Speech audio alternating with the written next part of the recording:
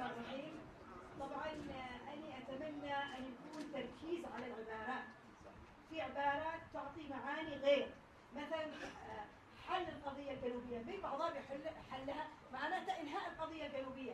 نحن نشتي مصطلح الاعتراف بالقضية الجنوبية أولا، الاعتراف مش حلها، لأن الاعتراف بالقضية الجنوبية بعد كذا يجي منها يعني أشياء ثانية. الشيء الثاني لا مش معالجة، الاعتراف بالقضية الجنوبية كقضية اعتراف بها، اعتراف مش معالجة. المعالجة ايش؟ معالجة أراضي؟ لا، اعتراف بالقضية الجنوبية كقضية كدولة قدمتها الجنوب، كدولة قدمتها الجنوب في سبيل الوحدة اليمنية. أما أننا نعالجها أو نحلها هذا مرفوض. حاجة ثانية، الشيء الثاني الضمان الاجتماعي. نحن مشكلتنا مشكلة فقر وبطالة. إذا إيش قضية الضمان الاجتماعي من هذه الرؤية المتكاملة للعدالة والبناء؟ الشيء الثاني يعني اللي بختصره، أتمنى كل البناء أن يكون هناك في الشباب، النشء والشباب، لأن الآن اللي في ساحة التغيير ليس شباب فقط ولكن نشء، لندرب النشء على كيفية التعامل مع القضايا يعني الإنسانية، القضايا الثورية وهكذا. الشيء الثاني أني أستغرب أن القضية المحورية أو الموضوع المحوري في كل مكان في العالم احترام حقوق الإنسان. لاحظ أن موجودها باستحياء حقوق الإنسان. نحن نريد احترام حقوق الإنسان، احترامها بما تحمل المعنى من كلمة احترام حقوق الإنسان، الاحترام في التنقل، الاحترام في العيش الكريم، احترام في إيجاد العمل، احترام في إيجاد السكن، احترام في التعليم، يعني حقي في التعليم، حقي في التطبيق، حقي، وكل هذه حقوق لابد أن نحترمها إذا كان يعني نريد هذه الفتنة أو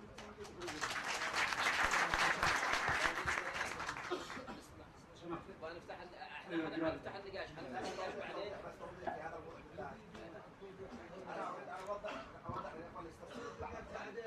بعدين. الأستاذ نبيل تكلم في قراءته للأهداف والمحاور التي تناولها، وقال إن هذه عبارة عن رؤوس أقلام ومحاور أساسية، وسيتم تشكيل لجان، واللجان هي التي سيناط لها توضيح وإثراء وإغراء يعني واستكمال الرؤية في كل لجنة على حدة. أنا هذا ما أريد أن أقوله، يعني لا نتفق الأعداء. اللجان هي اللي بتشتغل، اللجان هي اللي بتشتغل، وبالتالي يعني إذا في رؤية يعني بانعدام يعني نقص شيء معين أو استقرار فقرة معينة إلى تضمن معين، هذا سيتم بعد أن تشتغل اللجان وبعد تقدم عملها بشكل متكامل، ثم نعيد نناقش الموضوع. احنا حنقرا اللجان وبعدين حنناقش. طيب، بسم الله الرحمن الرحيم. بسم الله الرحمن الرحيم، والصلاة والسلام على سيدنا محمد وعلى آله وصحبه أجمعين. الأخوة الأعزاء، رئيس ونواب وأعضاء اللجنة التحضيرية لتنظيم العدالة والبناء، سئلتم بالخير صباحا. نبارك للجميع مجددا الجهود التي بذلت والأداء الجيد الذي تم بشأن تشكيل العدالة والبناء فمنذ الأسبوع الماضي وحتى اليوم، وهو وقت قصير. وصل عدد كبير من طلبات الانضمام من عموم محافظة الجمهورية ومن عدد كبير من المغتربين خارج بلادنا، إضافة لعدد كبير من الشباب المستقلين بساحة التغيير والحرية الذين سيكون لهم الدور الأساسي في هذا التنظيم الجديد، وهم من غير مجرى التاريخ اليمني لآفاق أوسع، فنبارك لهم جهودهم ونترحم على شهداء الثورة الأحرار. لأهمية الإعداد والتهيئة للمؤتمر العام للتنظيم وإعداد كل الوثائق والأدبيات والبرامج، فإن ذلك يستدعي تشكيل عدد من اللجان المؤقتة المتخصصة للقيام بإعداد ذلك. وهناك مقترح لتشكيل اللجان على النحو الذي سيرد، وود الإشارة أن من رغب في التحويل اللجان أخرى أو إضافة اسمه أو تغيير اسمه أو شيء يبلغنا بذلك. أولا اللجنة التنظيمية: الأخ نبيل الحسن الفقيه، الأخ علي عبد الكريم أبو طالب، دكتور ميثاق ناصر الجبر، الأخ شرف عبد الرحمن الزين، دكتورة خديجة حسين المغنج، دكتور حيدر محمود غيلان، الأخ شهاب حسن فقيه. اللجنة السياسية: السفير عبد الوهاب هادي طواف، السفير الدكتور علي الغفاري، السفير فيصل أمين أبو راس، الأخ عبد الواحد الربيعي، الدكتور علي مهيوب البريهي، دكتور منصور الضبيبي، دكتور سمير محمد العبدلي، الأخ محمد شرحان، أحمد محمد شرحان. اللجنة القانونية: الأخ خالد إبراهيم الوزير، الدكتور مأمون أحمد الشامي، الأخ عبد الله أحمد راجح، الأخ علي أحمد البحري، دكتور بشير عبد الله يحيى العماد، الأخ أحمد حمود دارس، الأخ محمد أمين الإدريسي. لجنة الحرية وحقوق الإنسان: دكتورة هدى البان، الأخ عبد الكريم السنيني، الأخ عبد الله حمود البريد، الدكتور محمد القطابري، الأخ عبد الكريم سعيد مرشد. اللجنة الإعلامية: الأخ عبد العزيز أحمد جباري، الأخ علي صالح تيسير، دكتور علي مهيوب البريهي، الأخ عبد الله إسماعيل، الأخ صالح محمد الوحيشي، الدكتور عبد الملك غالب عمران، عبد الحافظ أبو خلبة. مالية: الأخ عبد الكريم محمد الأسلمي، الأخ يدروس بازرعة، المهندس أنيس ناصر السماوي، الأخ فضل الحبيشي، الأخ يحيى زيد الشامي، الأخ عمر محمد قاسم، الأخ عارف قائد شوي. اللجنة الاقتصادية: الدكتور محمد صالح قرعة، الأخ مروان فرج بن غانم، دكتور أمين محمد محي الدين، دكتور محمد حمود الوذن، دكتور حسين الجنيد، المهندس أحمد حسين العيني. اللجنة الثقافية: الأخ خالد عبد الله الرويشان، الأخ عبد محمد الحذيفي، الأخ حسين السياغي، الدكتور علي محمد القطوي، الدكتور علي مانع الصيف، دكتور علي مهيوب العسلي، الأخ سعيد أحمد الشرعبي.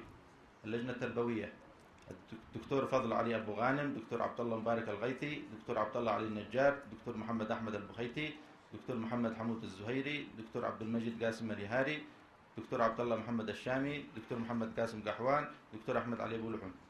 لجنة منظمات المجتمع المدني: الأخ رأفت الأكحلي، الأخ محسن المحاقري، الأخ عبد الله مجاهد نمران، الأخت هدى عبد الله الحمزي، المهندس علي الكليبي، دكتورة فائزة عبد الرقيب مجاهد، الأخ أحمد عبد رب العواضي، الأخ عبد الله حمود دلامي. لجنة التواصل والمحافظات: الأخ محمد الرجوي، الأخ صالح محمد الوحيشي، الأخ عوض عبد الله صالح ويله الحارثي، الأخ عبد الله علي المقداد، المهندس جمال أحمد جباري، الأخ عادل محمد اليزيدي، الأخ محمد أحمد درعان الحاشدي، الأخ الشيخ مفرح بحيبح، الأخ محمد السكاف، الأخ عادل راجح، الأخ صادق عجان. كمان هناك مقترح لتشكيل هيئة تنفيذية من الأخوة التالي أسمائهم: الأخ محمد علي أبو لحوم، الأخ يحيى محمد الشامي، الأخ محمد صالح قرعة، الأخ نبيل حسن الفقيه، دكتورة هدى عبد اللطيف البان، الأخ خالد إبراهيم الوزير، الأخ عبد العزيز جباري، دكتور فضل أبو غانم، دكتور عبد الله مبارك الغيثي، الأخ عبد الواحد الربيعي، الأخ يدروس بازرعة. وتختص هذه الهيئة بالإعداد والتهيئة لعقد المؤتمر العام للتنظيم في غضون 3 أشهر. ولأهمية التنسيق أيضا مع القوى السياسية في الساحة الوطنية والتشاور في مختلف القضايا وحتى انعقاد المؤتمر العام، هناك مقترح تشكيل لجنة للتنسيق مع القوى الوطنية، وهي من الأخ محمد علي أبو لحوم، والأخ يحيى الشامي، والأخ محمد صالح قرعة، والأخ نبيل حسن الفقيه، والأخ عبد العزيز جباري. أعزائي الحضور، هذه مقترحات تشكيل اللجان للتكرم باتخاذ ما ترونه مناسبا. أما بالنسبة للرئيس ونائب ومقرر كل لجنة فيتم استكماله في إطار كل لجنة في حده في وقت لاحق، على أن تبدأ كل لجنة أعمالها كمقترح من الأسبوع القادم. شكرا والسلام عليكم ورحمة الله. ايش رايكم اعمل لنا كشف سجل الاسماء اللي يريدوا الحديث عنها؟ ايوه يا استاذ الشباب احنا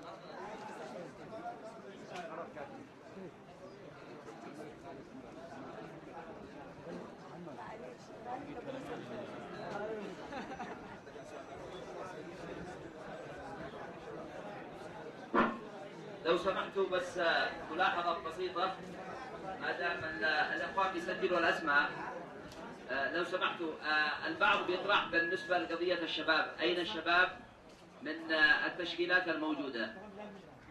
هذه النقطة ناقشناها كثيرا وناقشناها مع الشباب أكثر، فكان الطرح أنه بالنسبة للشباب من المستحسن أو من الأفضل ألا يكونوا ضمن اللجان المشكرة أو اللجنة التحضيرية حتى نجاح الثورة.